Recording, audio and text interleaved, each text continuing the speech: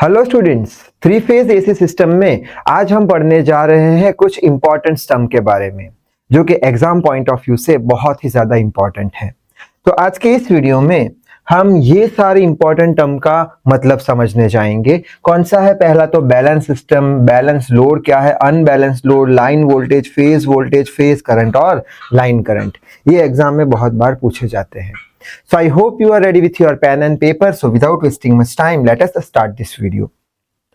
तो सबसे पहले तो हम पढ़ लेते हैं फर्स्ट टर्म हमारा जो कि है बैलेंस्ड सिस्टम। अब बैलेंस्ड थ्री फेज सिस्टम यानी क्या?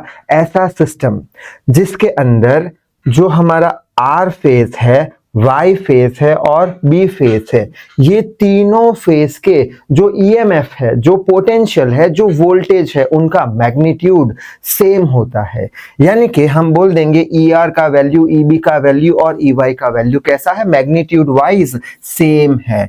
यानी कि अगर ई आर का वोल्टेज अगर 50 है तो इसका भी, ई बी का भी 50 होगा, ई वाई का भी 50 होगा। यानी तीनों फेज का जो पोटेंशियल है, वोल्टेज है, वो सेम होगा।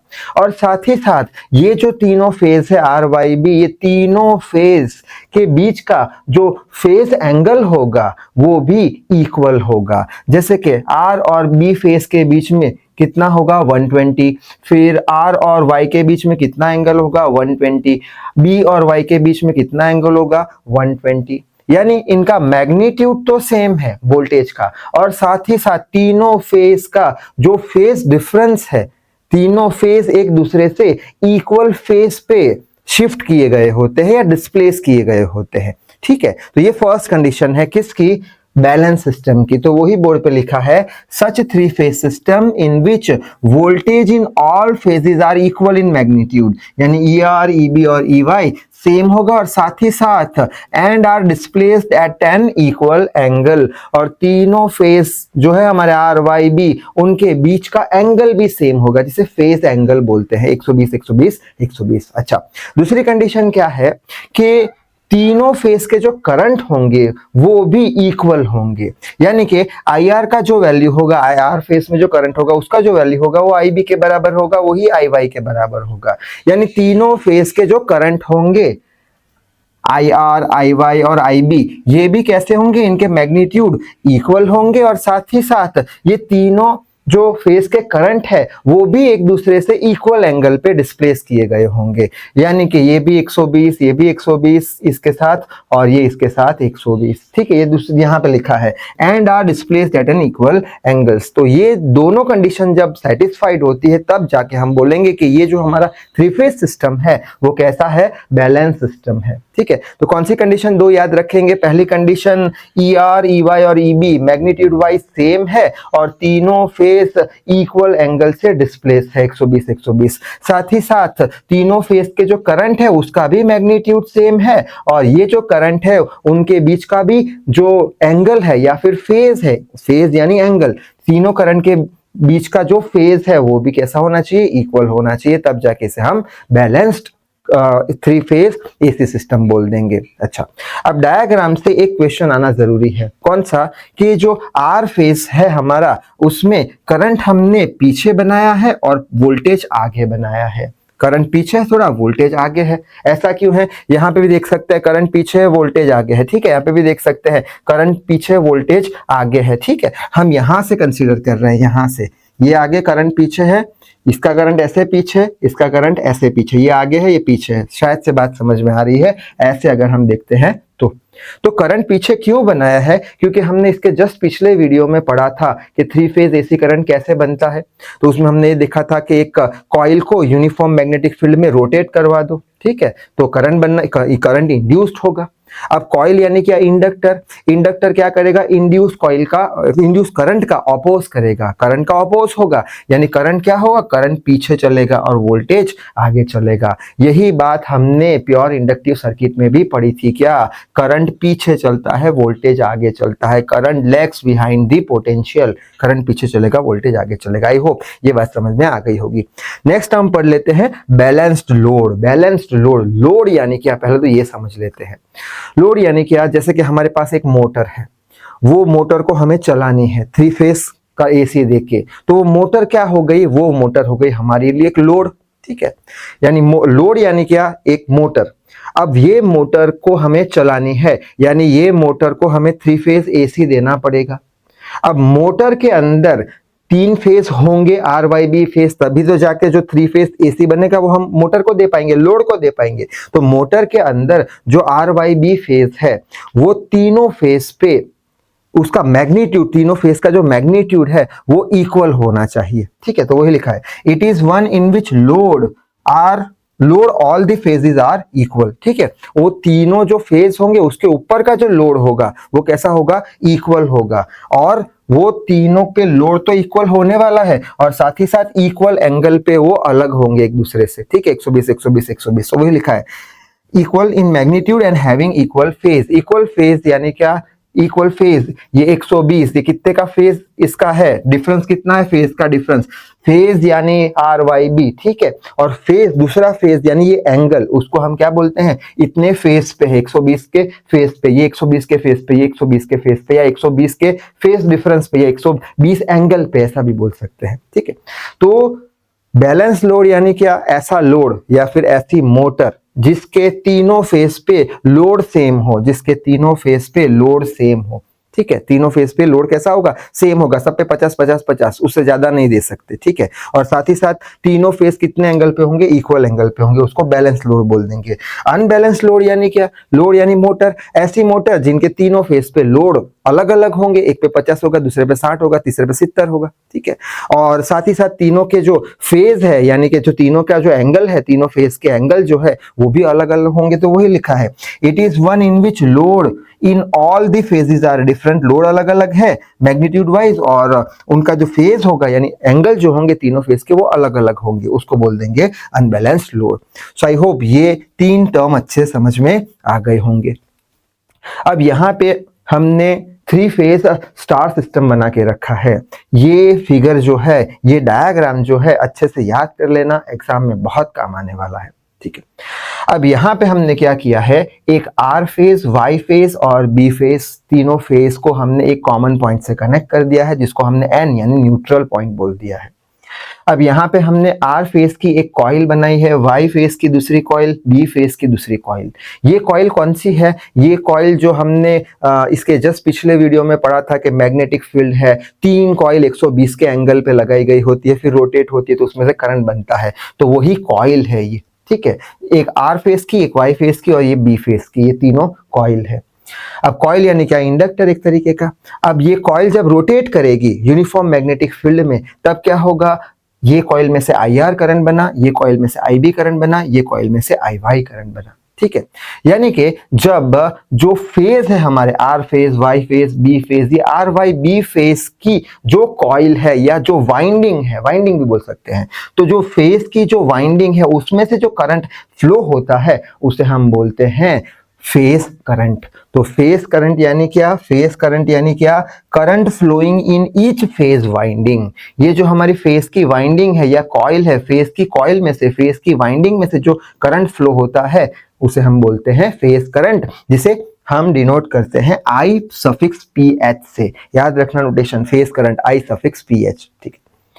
अब ये जो फेज करंट है वो कहां जाने वाला है, ये आर फेज को हमने किससे कनेक्ट किया है, एक सप्लाई लाइन से कनेक्ट किया है, ठीक है। ये मोटर के अंदर जाएगा आर फेज।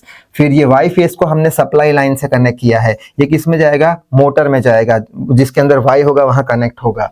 ये जो हमारा बी फेज है इसको हमने सप्लाई लाइन से कनेक्ट किया है, जो मोटर के अंदर बी फेज होगा वहां पे कनेक्ट होगा। यानी ये सारी हमारी क्या हो गई, सप्लाई लाइन हो गई, सप्लाई लाइन हो गई, ठीक है। तो ये तीनों चीज समझ में आ गए और ये न्यूट्रल फेज यहाँ पे हमने रखा है। अब यहां से जो हमारा फेज करंट है, यानी फेज के जो वाइंडिंग में, फेज के जो कॉइल में जो करंट बनता है या फिर निकलता है उसे हम फेज करंट IPH बोलते हैं। ये फेज करंट कहां जाएगा, सप्लाई लाइन में जाएगा। तो सप्लाई लाइन में जो करंट फ्लो हो रहा है, सप्लाई लाइन में जो करंट फ्लो हो रहा है उसे हम लाइन करंट बोलते हैं। तो वही बात लिखी है यहाँ पे करंट फ्लो इन ईच सब line of supply is called as line current, जिसे हम किससे रिप्रेजेंट करेंगे, जिसे हम IL से रिप्रेजेंट करेंगे। सप्लाई लाइन का है इसलिए IL1 R फेज का लाइन करंट, फिर IL2 Y फेज में से निकला सप्लाई लाइन में गया तो लाइन करंट, फिर IL3 ये B फेज में से निकला सप्लाई लाइन में गया तो लाइन करंट। IL से रिप्रेजेंट करते हैं सब किसको, हम लाइन करंट को। ठीक है, आगे बढ़ लेते हैं थोड़ा।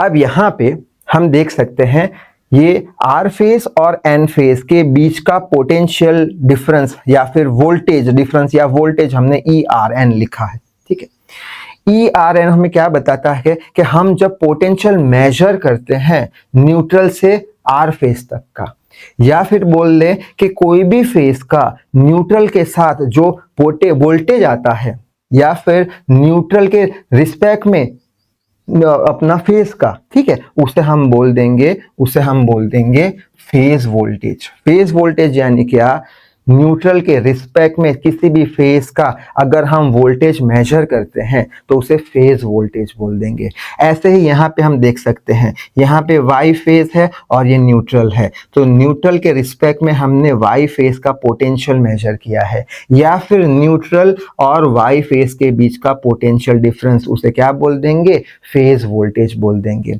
उसी तरीके से यहाँ पे न्यूट्रल से लेके हमने क्या किया है, बी फेज यानी कि न्यूट्रल के रिस्पेक्ट में बी फेज का पोटेंशियल डिफरेंस, जिसे हम फेज वोल्टेज बोल देंगे। यानी कि किसी भी फेज का पोटेंशियल जब हम न्यूट्रल के रिस्पेक्ट में मेजर करते हैं, या फिर किसी भी फेज का पोटेंशियल डिफरेंस हम न्यूट्रल के साथ लेते हैं, तो उसे क्या बोल देंगे, फेज वोल्टेज बोल देंगे। फेज वोल्टेज को किससे रिप्रेजेंट किया जाता है, ई से रिप्रेजेंट किया जाता है। तो वही बात यहाँ पे लिखी है, दी voltage measured between any two line and neutral supply. कोई भी लाइन, ये फेज है हमारा, फेज का न्यूट्रल के साथ, ये रहा हमारा फेज का न्यूट्रल के साथ, ये रहा हमारा फेज या लाइन में जा रहा है, लाइन का न्यूट्रल के साथ। यानी न्यूट्रल के साथ जब हम किसी भी लाइन का पोटेंशियल या फिर किसी फेज का पोटेंशियल मेजर करते हैं तो उसे हम क्या बोल देते हैं, फेज वोल्टेज बोल देते हैं, जिसे ई से रिप्रेजेंट किया जाता है। आई होप ये भी बात समझ में आ गई होगी। ठीक है, आगे बढ़ लेते हैं। अब यहाँ पे दूसरा एक और पोटेंशियल आएगा। यहाँ पे हमने क्या किया है, आर फेज से हम कहाँ पे गए हैं, वाई फेज पे, ऊपर से नीचे आए हैं, यहां से लेके यहां गए हैं, तो इसे बोलते हैं वी आर वाई। ठीक है, आर से लेके वाई गए, वी आर वाई। अब कहां से कहां गए हैं, वाई से बी गए हैं, तो जहां से गए हैं वो पहले आएगा, जहां पहले थे, और जहां पहले थे वो पहले और गए वो बाद में आएगा, यानी वी वाई बी। ठीक है, उसी तरीके से दूसरी लाइन लेंगे हम, कौन सी, आर से लेके बी, तो यहाँ पे आर वी आर बी नहीं लिखेंगे, लेकिन वी बी आर लिखेंगे। ठीक है, अब क्वेश्चन आएगा कि सर यहाँ पे हम ऊपर से नीचे आए, आर से कहाँ गए, वाई पे गए, तो हमने आर वाई लिखा, ये रहा आर वाई लिखा। अब यहाँ ऊपर से नीचे आए, यानी वाई से बी पे गए, तो वाई बी लिखा। ठीक है, अब आर से बी गए, तो आर बी नहीं लिखा, बी आर लिखा। क्यों ऐसा किया हमने, तो उसका आंसर ये जो फेज डायग्राम है जो हम पढ़ चुके हैं उसमें छुपा हुआ है। हम क्या करते थे, आर फेज ये 120, बी फेज 120, आर से हम वाई जाएंगे तो वी आर वाई, आर से हम वाई जाएंगे तो वी आर वाई। ठीक है, ये बात समझ में आ गई। फिर आर से हम वाई गए, वाई से बी तो वाई बी। ठीक है, यहाँ पे वाई से बी गए, वाई बी। ठीक है, ये भी समझ में आ गया। अब यहाँ पे हम कहाँ से कहाँ जा रहे हैं, ऐसे चल रहे हैं ना, हम ऐसे चल रहे हैं, यहाँ से यहाँ आ रहे हैं, यानी बी से आर आ रहे हैं, इसलिए बी आर। ठीक है, यानी कि हम अब ये बी से आर जा रहे हैं, यानी V B R. I hope बात समझ में आ गई होगी। कैसे, एक बार देख लेते हैं।